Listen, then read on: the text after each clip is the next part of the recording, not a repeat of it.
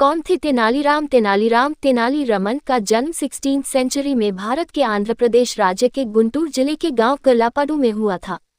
तेनालीराम एक तेलुगु ब्राह्मण परिवार में जन्मे थे।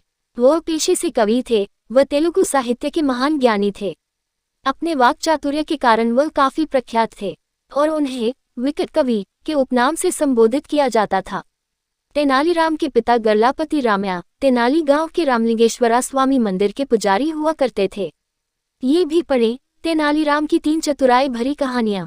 तेनालीराम जब आयु में युवा थे तभी उनके के पिता गर्लापति रामया की मृत्यु हो गई और उसके बाद उनकी माता उन्हें लेकर अपने गांव तेनाली अपने भाई के पास रहने चली गई थी।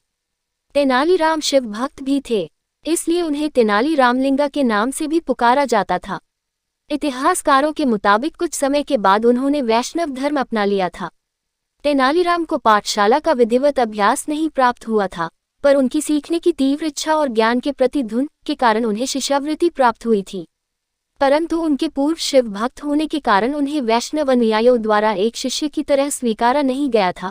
फिर एक महान संत ने उन्हें काली की पूजा करने की सलाह दी और ऐसा कहा जाता है कि संत की बात मानकर तेनालीराम ने काली देवी की खूब तपस्या की और उसी के परिणाम स्वरूप तेनालीराम को देवी काली से उत्कृष्ट हास्य कवि बनने का वरदान मिला।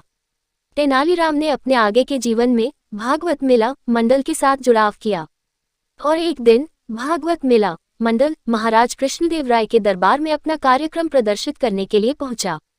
उन्होंने अपने प्रभावशाली प्रदर्शन से राजा कृष्णदेव राय को बहुत प्रभावित कर दिया और कृष्णदेव राय तेनालीराम को अपने दरबार में 8वें स्कॉलर अष्टदिग्गज मंडल में हास्य कवि के पद पर शामिल कर लिया। महाराज कृष्णदेव राय वर्ष 1509 से 1529 तक विजयनगर की राजगद्दी पर विराजमान थे। तब तेनालीराम उनके दरबार में एक हास्य कवि और मंत्री सहायक की भूमिका में उपस्थित हुआ करते थे। इतिहासकारों के मुताबिक तेनालीराम एक हास्य कवि होने के साथ साथ ज्ञानी और चतुर व्यक्ति थे। तेनालीराम राज्य से जुड़ी विकट परेशानियों से उभरने के लिए कई बार महाराज कृष्णदेव राय की मदद करते थे। उनकी बुद्धि चातुर्य और ज्ञान बोध से जुड़ी कई कहानियां हैं, जिनमें से कुछ चुनिंदा कहानियां नीचे बताई गई हैं।